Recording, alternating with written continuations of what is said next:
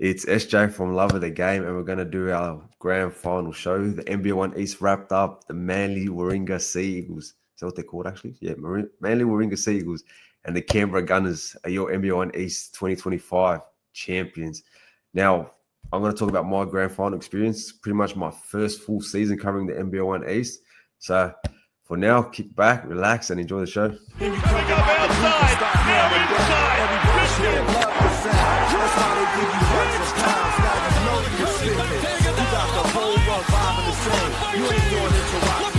You got love for the game.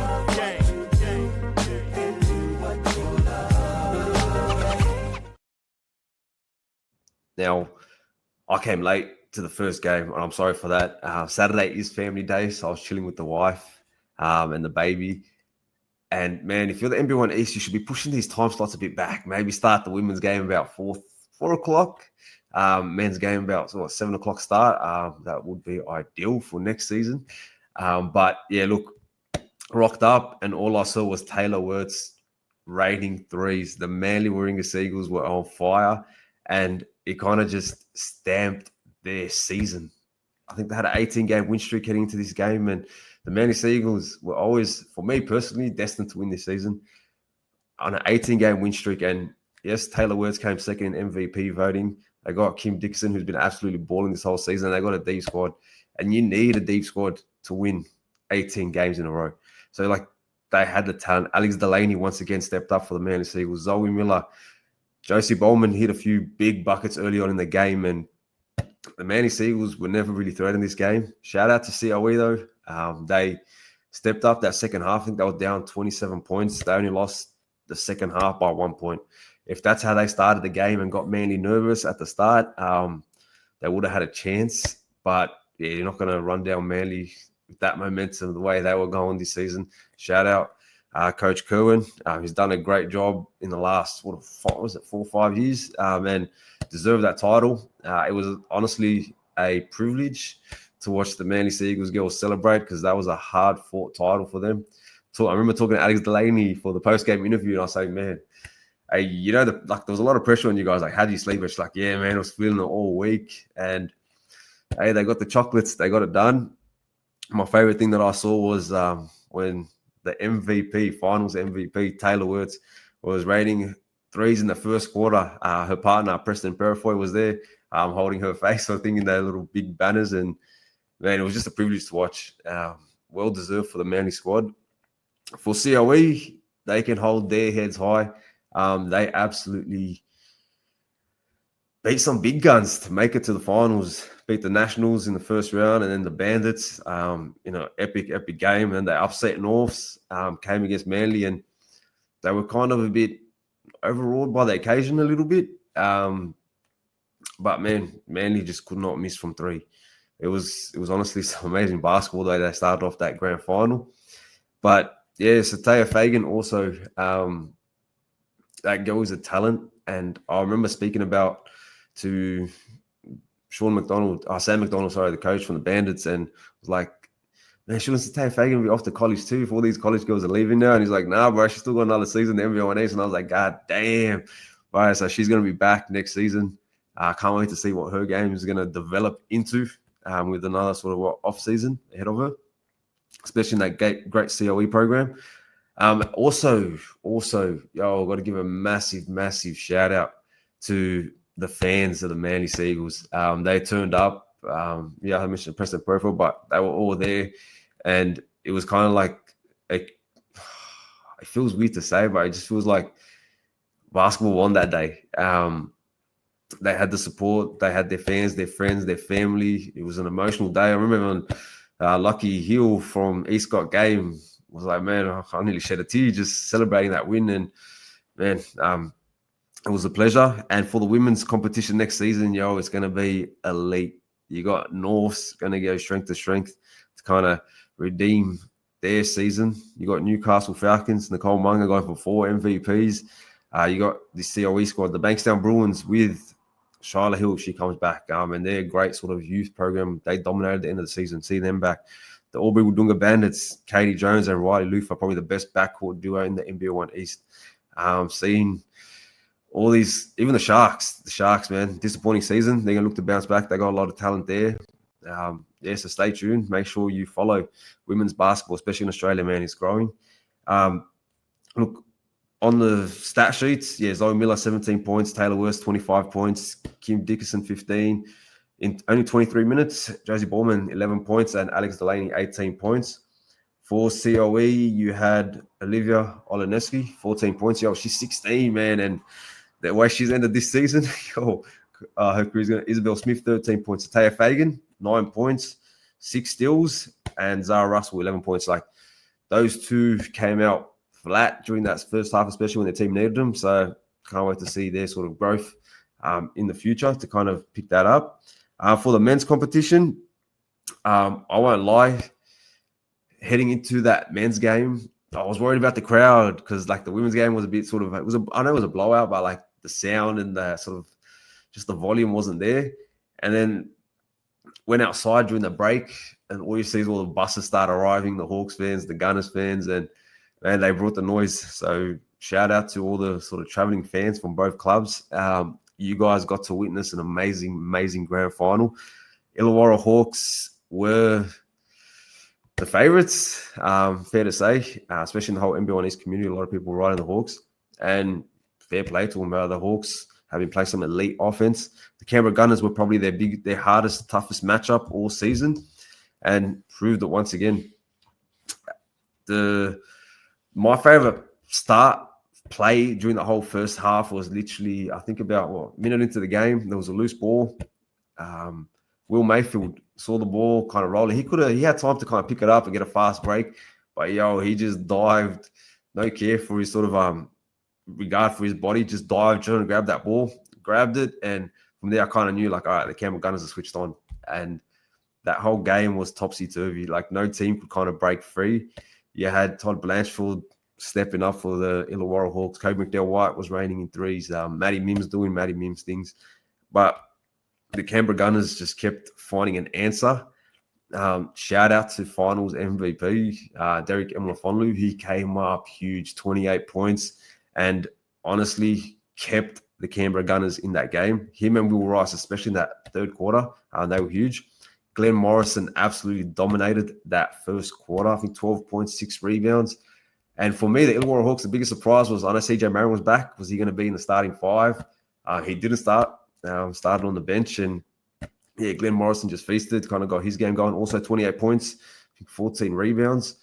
And the Canberra Gunners, man, they just kind of just hung in there. They hung in there, got the lead a few times, gave it up. But in the third quarter, the Illawarra Hawks kind of broke free, built a bit of momentum. I think they're up 8 points. And in that game, 8 points is pretty much like a 15-point lead, I'd say, because, the threes kind of were dropping. Like the offense was a bit kind of like, stayed like no one could just break free. And then there was a big play there where Kobe McDowell and CJ Marin were trying to do that pick and roll, and then just the turnover, and then the Canberra Gunners went on the other side and just fought their way back into the game. I think Will Mayfield had a big dunk and kind of just brought the energy back. He ended the third quarter with a clutch 3 to kind of just give the Canberra Gunners an even slate heading into that fourth quarter, and then they turned it on once again. The Kings of the fourth quarter, I think it was about, what was it? Sorry, shitty internet right now, but 27-20 in that fourth quarter. And man, Derek Emlafonlu, wow. He was my unsung hero, and bro, they needed him. They needed Derek Emlafonlu to step up, and bro, he's so crafty with it. I don't talk, like Will, James Tui, even the Canberra Gunners coach. For him, it's just all about confidence, and his team kind of gave him that confidence. Even the interview after talking to Caleb when he won and received his finals MVP award, he was saying last year I was a bit overawed by the situation, but this year kind of had the belief of the squad, and he showed up. And for the Canberra Gunners trio, James Tui, Glenn Morrison, and William Mayfield, they stepped up when their team needed it the most. Down 1, Will Mayfield with a minute and a half left hit that dagger.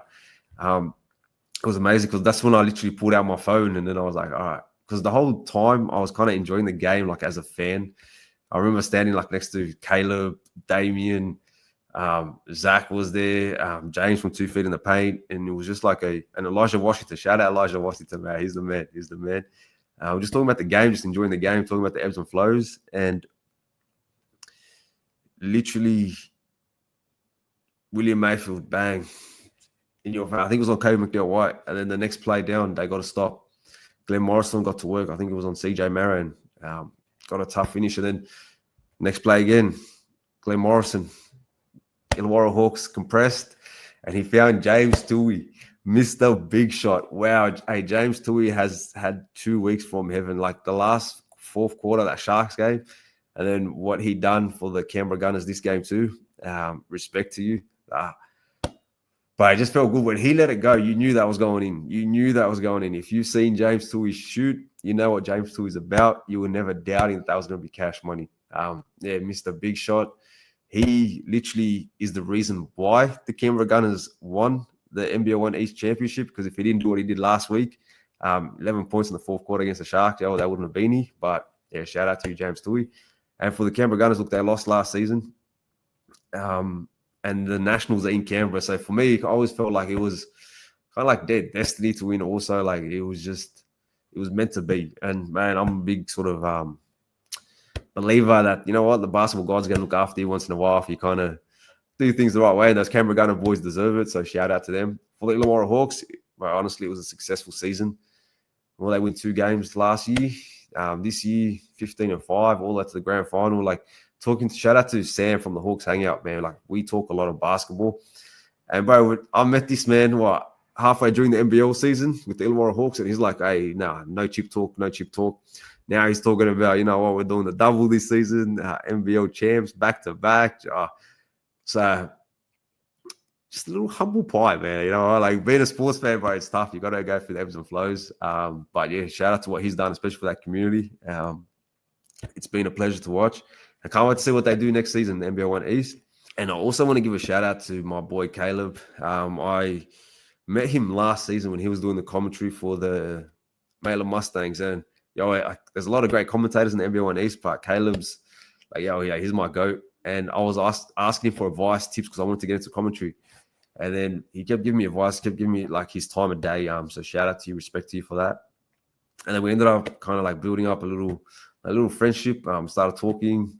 And then we did a few NBL podcasts last season.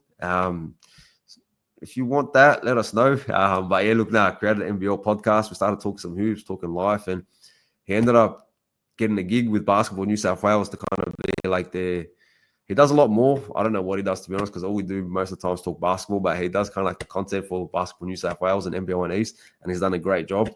He's done an amazing job. And what was it last night now? Yeah, the grand final was pretty much a testament to what he's done, the growth. And man, I remember when he got that job, because I honestly truly do believe that he's going to be an NBL commentator in about 5 to 10 years' time. I don't know how long. I don't know what he wants to do with his life, but I feel like that's coming for you. But yeah, what he done with the NBL1 East, he took it another level this season, and just want to say, bro, well done. Like, it's a lot of work. Even after the game, we sat down at Macca's with James, Aaron, Damien, and Julian. We were getting Macca's, getting a feed, and we're kind of just talking about the whole growth. Had a little season debrief, our favorite moments, just life, our careers. Like, shout out Aaron. He's doing the Parramatta Eels. Damien, doing his podcast, doing some NFL. Julian, he's got some big things coming, so stay tuned for that. I don't want to sort of, just in case, but yeah, good luck with that too. And James, the GOAT, the best photographer in the business. If I ever need an event that I really want to capture, I want to think of James. I don't really take a lot of photos anyway. So, but if you do want a lot of photos, bro, hit up James, the GOAT. But man, what a hell of a ride for this whole NBL1 East season. Also want to shout out the William Mayfield family, friends, and man, like his crew was amazing. Like, it was so funny because shout out Friedman too from Riggers Basketball. He gave me free kicks. I appreciate it because I'm actually starting to hoop again. So thinking about getting some kicks. He's like, hey, I got you. I was like, eat. After the game, I see him with a Will Mayfield shirt, like with his face on it. A lot of his family were wearing it. And someone from his family also gave me their William Mayfield shirt. So I appreciate it. I'm seeing the support, the love. not just from him, but from everyone, the whole community for the whole season. But the NBL1 East is a great community. I can't wait to be back next season covering the league. But yeah, for now, like and subscribe if you want to follow for more great basketball sort of shows. If you want to get to know more Sydney athletes, like during the off season, I'll kind of be keeping in touch with players, coaches, just members of the game. So if there is anyone you want me to try to get an interview with, let me know. For now, take care. God bless. And